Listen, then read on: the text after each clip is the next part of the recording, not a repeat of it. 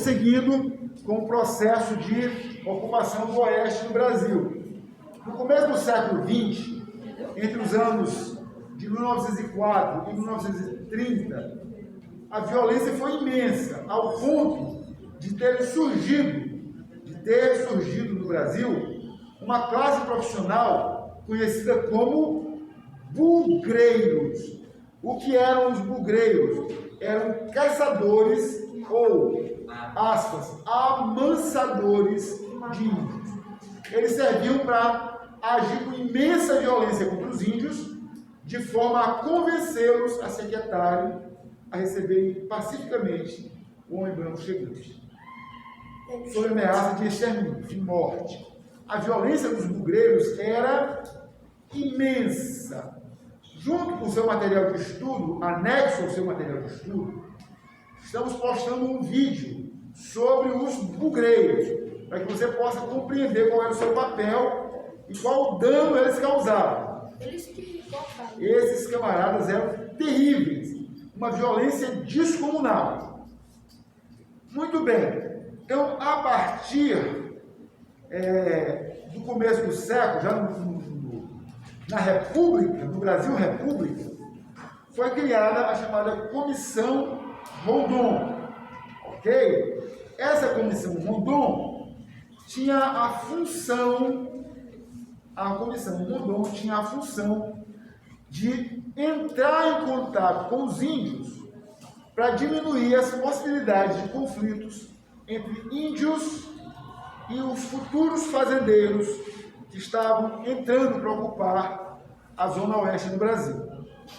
Essa é a primeira forma de contato entre o Brasil Estado, o Brasil oficial e essas comunidades que nós, em vídeos anteriores, chamamos de vazio demográfico. Muito bem, a Comissão Rondon foi encarregada de penetrar pelo interior do Brasil, identificar as comunidades indígenas e quilombolas e estabelecer um contato, um ponto de relação entre eles e os representantes da chamada civilização branca. Muito bem, então entre 1907 e 1930, a gente tem um esforço do Estado em pacificar as relações entre os brancos e os indígenas, ok? Nessa época é criado o chamado Serviço de Proteção ao Índio, o SPI. Isso está no seu livro, página 68. O SPI, Serviço de Proteção ao Índio. Esse Serviço de Proteção ao Índio tinha como função evitar o massacre de índios por homens brancos que estavam ocupando o oeste do Brasil. Ao mesmo tempo, assegurar que os homens brancos pudessem fazer seus negócios e não serem assediados pelos indígenas, ok? Ou seja, o governo fazendo o seu papel de mediador. Muito bem. Então, o que se vai fazer? Em 67, inclusive, 1967, o SPI, já durante o governo da ditadura dos militares, o SPI vira Fundação Nacional do Índio, a qual existe até hoje, que é a famosa FUNAI. FUNAI é o fundo que protege, ou pelo menos tem a função de proteger a cultura e a vida física dos índios. Muito bem. Durante os anos 30, nós vamos ter o surgimento de um novo tipo de serviço público no Brasil, que é o chamado indigenismo.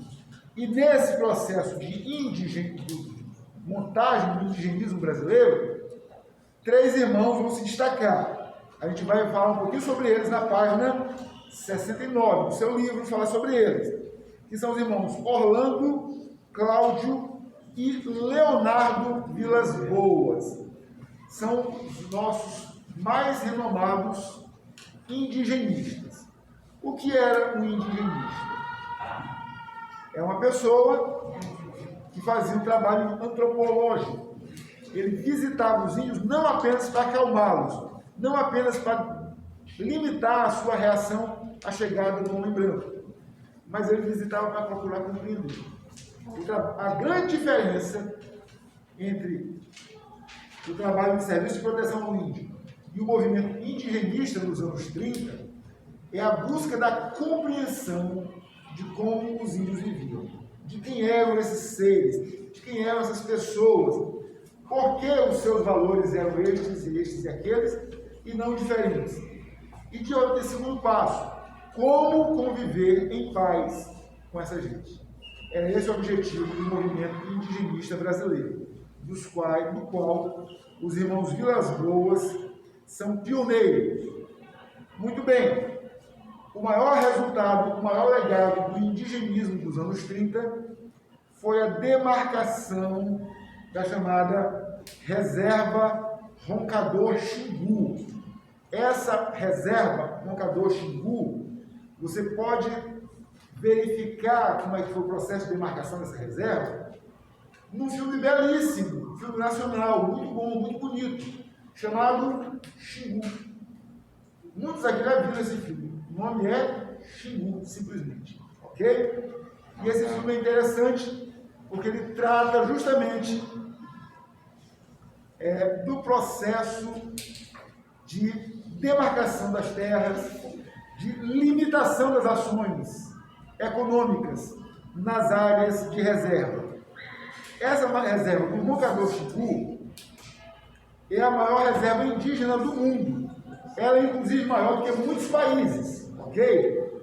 Na Europa, por exemplo, quase metade dos países da União Europeia são menores do que a reserva do Roncador Xingu. Ok? Países como a Itália, por exemplo, são menores do que esta reserva. Muito bem. Seguindo, o que nós podemos mais dizer sobre esse processo? O Parque Nacional do Xingu, por exemplo, tem apenas entre aspas, 5.500 índios. E foi demarcado entre 1940 e 1961. E é uma reserva conservada pelo Estado até hoje.